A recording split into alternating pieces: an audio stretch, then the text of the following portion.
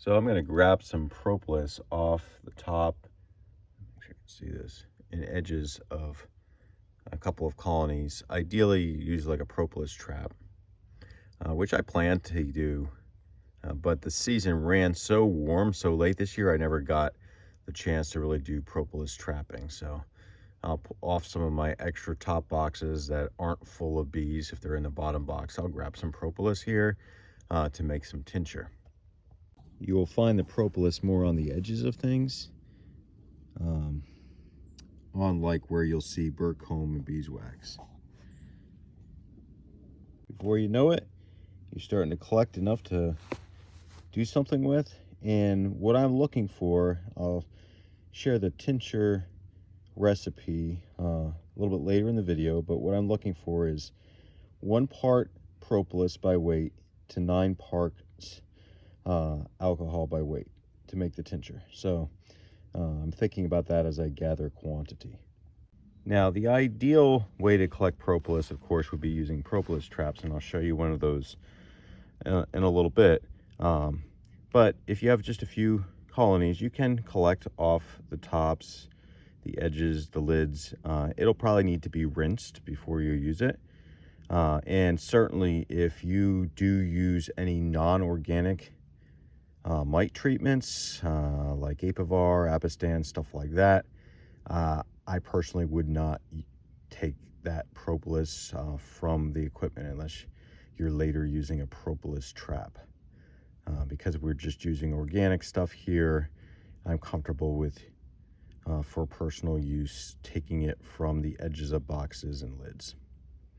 If I go to sell it, I use propolis traps. It's much cleaner, easier to collect and put in containers. So here is a propolis trap. You can see some propolis on it. It's going to be cleaner than the stuff I scrape off the colonies. Usually going to put this on late in the season. September is a good time of year. The way the trap works, you can see the little ridges. I would lay this right underneath my lid. Actually, whether you face the ridges up or down, probably really doesn't matter as long as it creates space. It depends on the type of box and what's underneath, what kind of lid. I typically face mine up, which lifts the lid up, giving a little bit of light coming in, which the bees do not like, and so they will propolis the little cracks. And once you're done collecting, you put this in a freezer for a few days so it gets nice and hard, the propolis, and can twist it or scrape it to get the propolis off that you can use. So, and this would be typically a lot cleaner way to collect than just scraping off your colony. So if you're going to go selling propolis, this would be the way to go. So this is obviously not all the propolis we collected, but put some clean water, whether that's distilled, filtered, spring, whatever, or good well water, and pour it in there with any propolis that you want to clean. And for about an hour, on and off, take a fork or something, stir it around, agitate it, and you should be able to separate any particles from the propolis itself. Usually we're talking about like bee parts or something like that. Which will make it cleaner for the next stage, after which you're going to have to dry this before you go. If you choose to do the grinding prior to trying to make a tincture. Otherwise, if you were just going to store it or sell it, you could clean it, dry it, and then you're good to go for storage, and store in a not a hot, usually cool, dark location or dark container. So as we think about making things out of propolis, just some information for you. Honeybees make propolis out of resin that they collect from deciduous trees as they bud. They produce resins around the bud, and that's for the tree. It's protecting against disease and fungus. And then the foraging bees, as they're out collecting nectar and pollen, also collect the propolis resins, and they bring them back to the colony.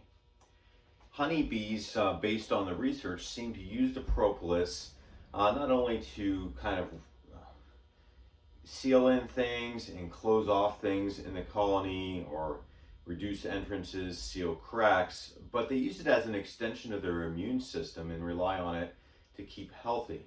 When bees are studied, honeybees are studied, it's found that they have fewer genes that are dedicated to immune system responses than any other insects.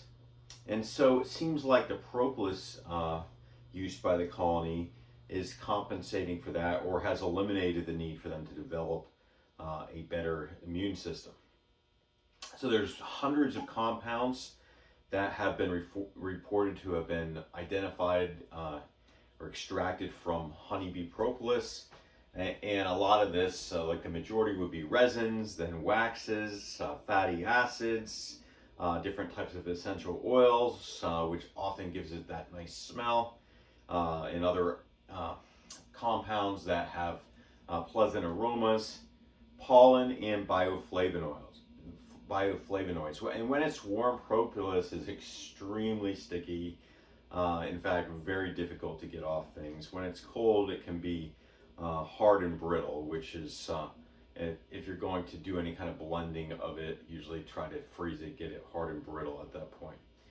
So when we're cleaning propolis here in this video, if we're not using a propolis trap, which produces it fairly clean, if you're scraping off propolis from boxes or lids and need to clean it, one way is to just rinse it in water, as we've illustrated, but another way is to put the propolis scrapings into a container that can go into your oven, and some water as well in that container, and turn the oven on around a couple hundred degrees, maybe 200 degrees Fahrenheit, and leave it in there for a couple of hours. And basically the dirt and the wood and wax and stuff like that is going to float to the surface, and the propolis is going to stick to the bottom, and you're able to scoop that out, and you're going to have a hard layer of propolis on the bottom, which will be fairly clean to use.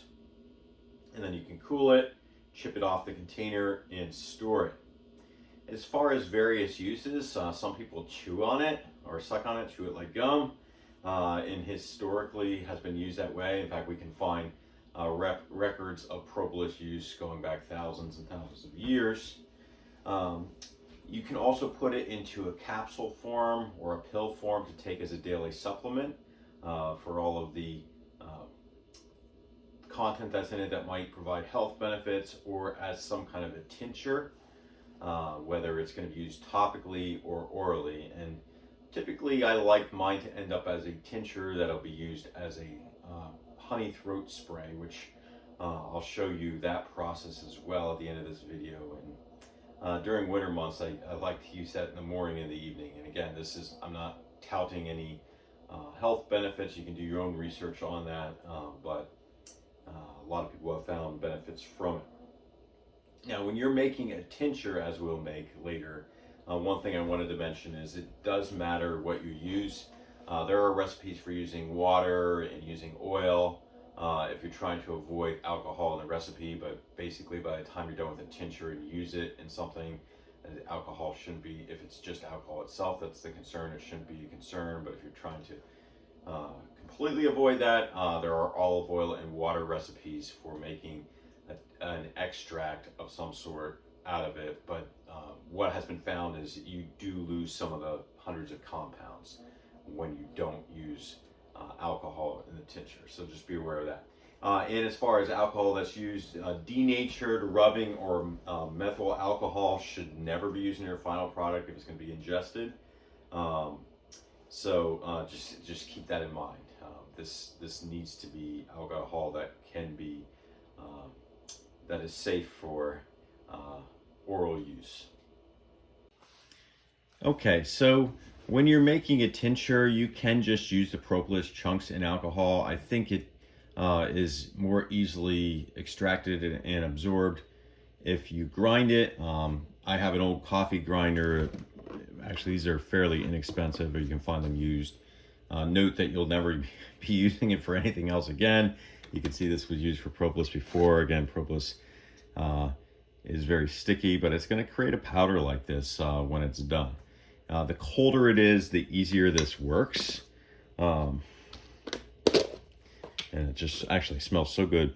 When I open it up, I can smell the propolis immediately, but the colder it is, the easier this is going to grind. If propolis is very warm, it's very sticky. So if your propolis is not cooled down enough, you might want to put it in the freezer for a while before you do this process. Okay, so we're going to take some propolis, put it in the grinder.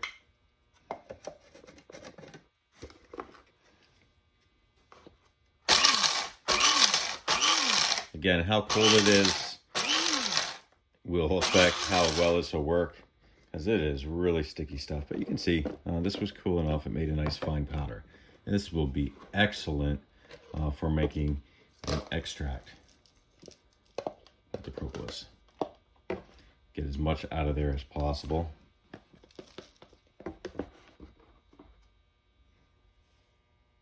So as I mentioned earlier, there are a number of different approaches to using propolis. One would be put it in some kind of a capsule form and take it as a supplement that way. Another one would be to put it into ointments and salves for more topical use. And typically, if you're going to do that, you're going to want to make a propolis infused oil. I'm not demonstrating that since we really haven't done that, or it's not really how we use our propolis. But there are many recipes that you can find for that. And typically you take something like a tablespoon of propolis, put maybe 7 ounces of an oil such as olive oil. There is a heating process involved, and it does have a very strong antimicrobial effect for your lotions and salves. We typically are taking our propolis and using it to make a tincture, to make a honey throat spray, which I'm going to demonstrate as well at the end of this video. The most common way to do that is to do an alcohol extract, and you'll get the most properties out of the propolis that way. If you're trying to find an alternative that does not use alcohol, there are recipes online you can follow for using a water extract. It's called hydrolyzed propolis. Basically, you're boiling or soaking it in water, and it then has to be refrigerated because there's nothing to preserve it. There is a lower yield of any active or medicinal ingredients in the propolis when you're using that recipe. So because we use the honey spray and we can get the highest yield of the properties, we do use the alcohol-based recipe, which I'm going to demonstrate. Okay, so this is actually a jar I used to make some extract before. I've got some residual propolis in there, which is perfectly fine for this, especially this step. Here's the propolis that we collected and ground the other day, which I showed you. And then you need a high proof, like 70% or higher proof alcohol. And again, this is not a rubbing alcohol or anything like that. It has to be something that is safe for ingestion. So I will not pour the alcohol into the plastic container. Of course, it's going to go into the glass. So what we'll do is go ahead and by the way, this pint of propolis, which will become propolis extract, we use a lot of it, and it'll probably last for a year as far as making throat sprays out of this. It all depends on how much you use. And so we're going to put the propolis into the jar. Make sure we get it all in there.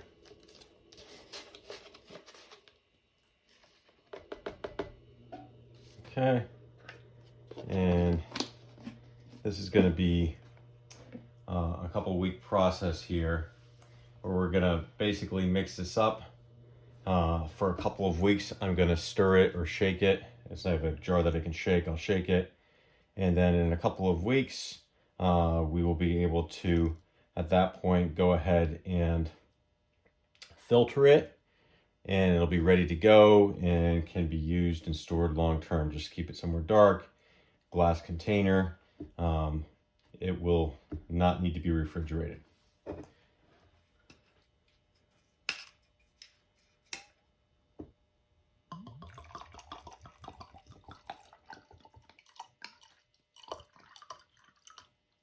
So basically, again, looking for basically 10% of the ingredients being propolis, the other 90% being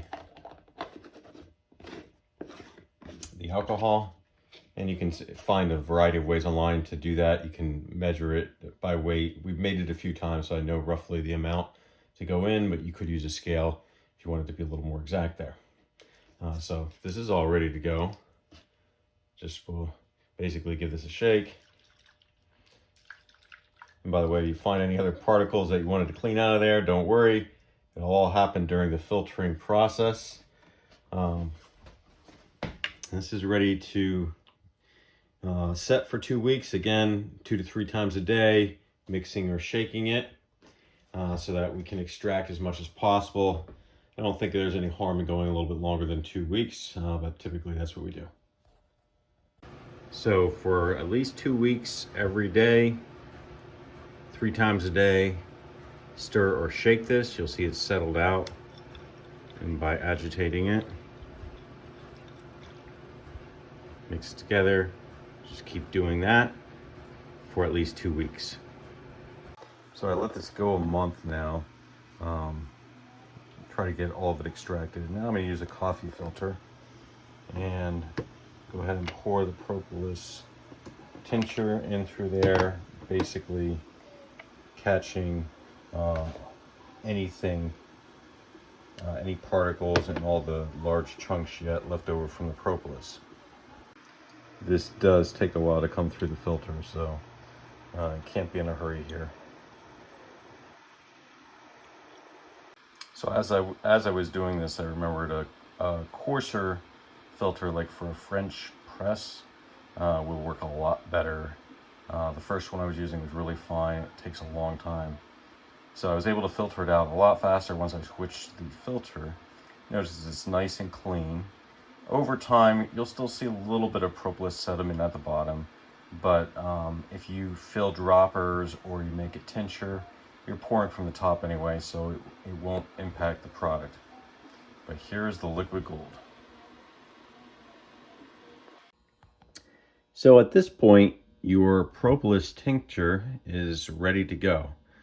Some people will just fill up droppers, like eyedroppers, and use them as like kind of a daily drops in their mouth of propolis tincture. I prefer to use it as a throat spray. So what I'll do is I'll get a spray bottle like this. You can get them a lot of places, including Amazon. And the way this works, you fill the bottle up halfway with 2 parts raw honey with 1 part warm water. Put your finger over it, shake it around good so it's all mixed up really good. And then you fill the rest of the jar up with your propolis tincture. And then shake it around really good to mix it up. Shake it around every time before you use this. And I use this once or twice a day. But it makes a nice throat spray if your throat is feeling dry. Some people will take it daily just for the health benefits. Everyone has their own reasons why they're using it, but I hope you found this useful and see that it's very easy to make products out of propolis.